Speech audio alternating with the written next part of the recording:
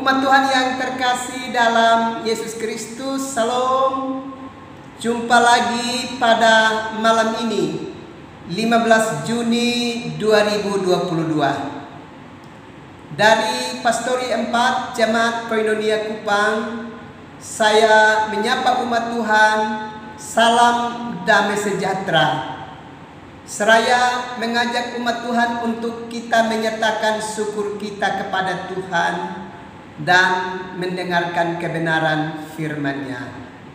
Mari kita berdoa. Tuhan Yesus, kami sungguh membutuhkan firman-Mu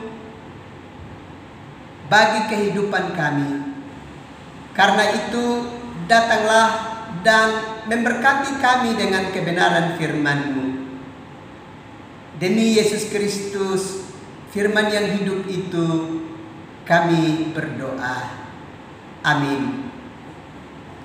Umat Tuhan yang terkasih dalam Yesus Kristus, saya mengajak kita membuka Alkitab dalam 1 Korintus pasalnya yang ke-5, ayatnya yang pertama sampai dengan ayatnya yang ke-13. Dan saya akan membacakan bagi kita ayat yang ke-8, dan umat Tuhan dapat membacakan ayat-ayat lainnya.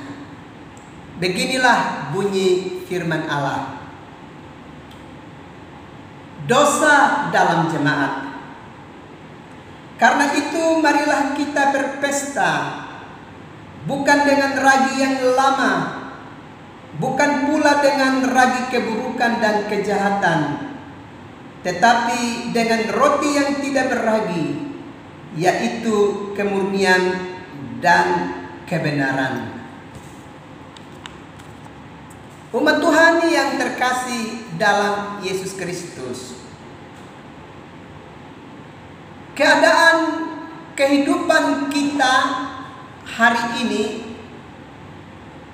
di mana-mana kita dapat menyaksikan dan mendapatkan berita bahwa masih terus terjadi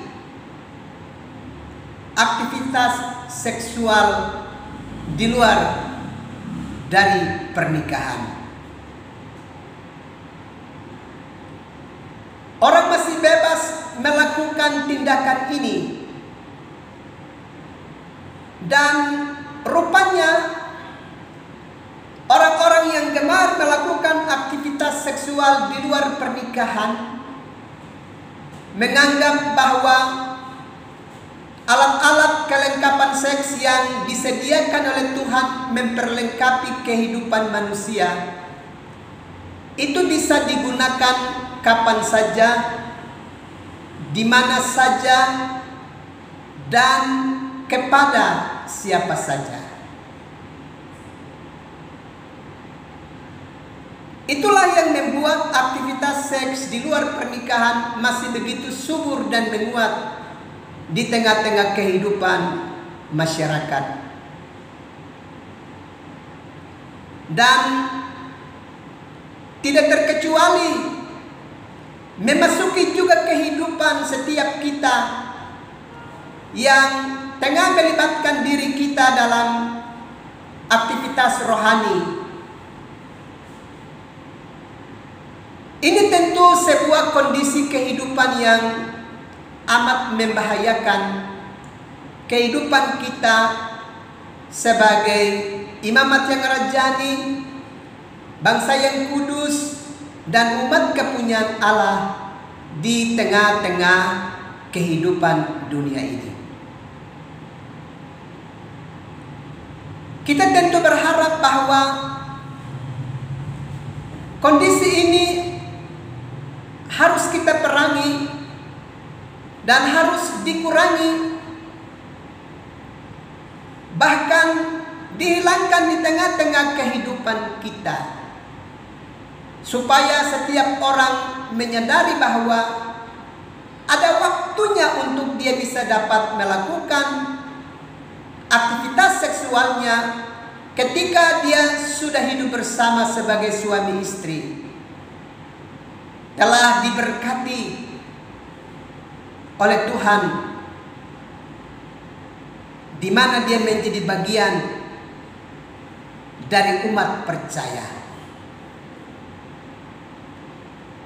Kita belajar di dalam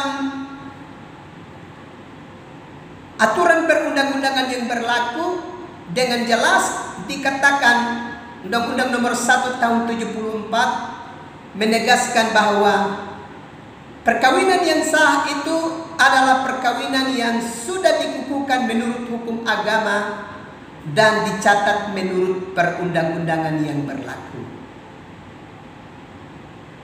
Itu berarti pemerintah kita mengingatkan kepada kita bahwa sebuah aktivitas seksual itu baru dibenarkan, baru diakui jika itu telah dikukuhkan menurut hukum agama dan dicatat menurut perundang-undangan yang berlaku.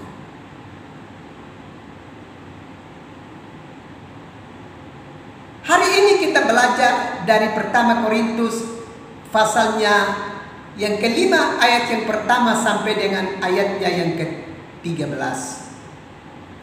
Bagian ini mengajarkan kepada kita bahwa di jemaat Korintus paling kurang terdapat dua persoalan pokok. Yang pertama adalah persoalan ketidakutuhan hidup bersama. Ada perpecahan yang mengancam persekutuan hidup berjemaat. Dan persoalan yang kedua adalah bahwa di tengah-tengah persekutuan jemaat itu sedang diwarnai juga oleh aktivitas seksual di luar pernikahan. Bahkan amat menyedihkan kalau kita baca pada pertama Korintus pasalnya yang kelima ayatnya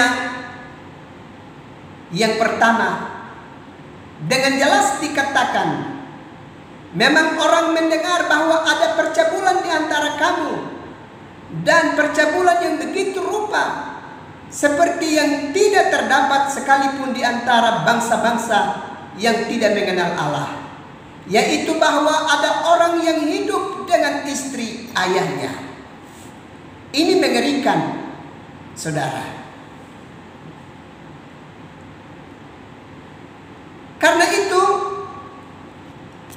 ini adalah sebuah perilaku hidup yang sungguh-sungguh di luar batas kewajaran.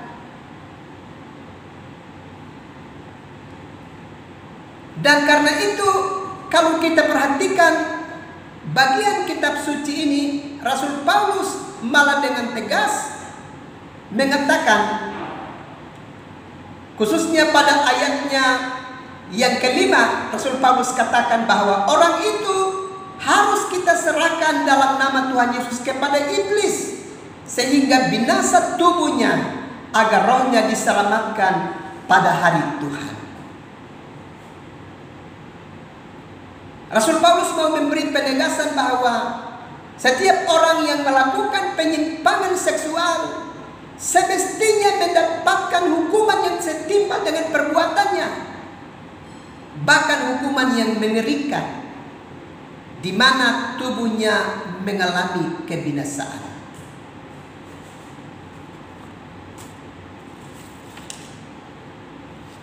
Bapak Ibu saudara-saudara yang terkasih di dalam Yesus Kristus, padahal kalau kita belajar di dalam jemaat Korintus itu pada satu pihak mereka kaya dengan karunia rohani, tapi di sisi lain cacat dari segi moral. Karena ada percabulan, ada perilaku yang tidak wajar, yang membinasakan tubuh. Bahkan juga dia dari perilaku itu dapat mempengaruhi juga kehidupan anggota gereja yang lainnya. Dengan demikian, diibaratkan seperti ragi yang mengkamirkan seluruh adonan. Dalam bacaan firman Allah ini kalau kita perhatikan secara jelas, maka Rasul Paulus menasihati supaya anggota-anggota gereja tidak boleh membangun hubungan dengan orang-orang yang memiliki perilaku seksual yang tidak sehat demikian. Bahkan tidak boleh dapat bergaul dengan mereka, memutuskan relasi dengan kehidupan mereka.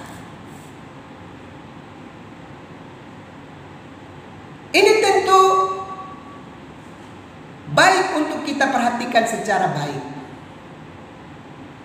Sebab bisa terjadi bahwa ketika ada anggota-anggota gereja yang mengetahui bahwa ada pribadi tertentu yang memiliki perilaku hidup yang tidak wajar, memiliki perilaku moral yang tidak berkenan, maka bisa terjadi mereka bisa terpengaruh. Mereka juga bisa mendekati orang yang dimaksud karena merasa bahwa orang-orang yang memiliki kelemahan seperti demikian bisa mudah dipengaruhi, bahkan diajak untuk melakukan hal-hal yang tidak wajar. Dengan demikian kerusakan moral itu makin meluas dari satu anggota gereja kepada anggota gereja lainnya.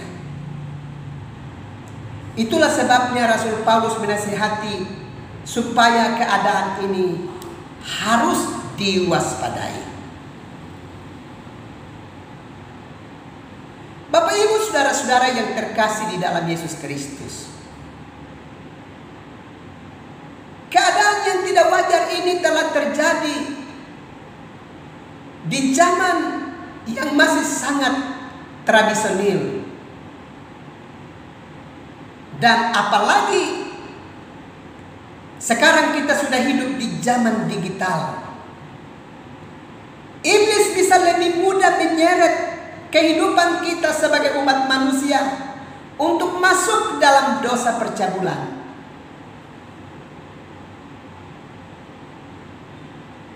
Ini amat membahayakan bagi kehidupan kita sebagai manusia modern di zaman digital ini.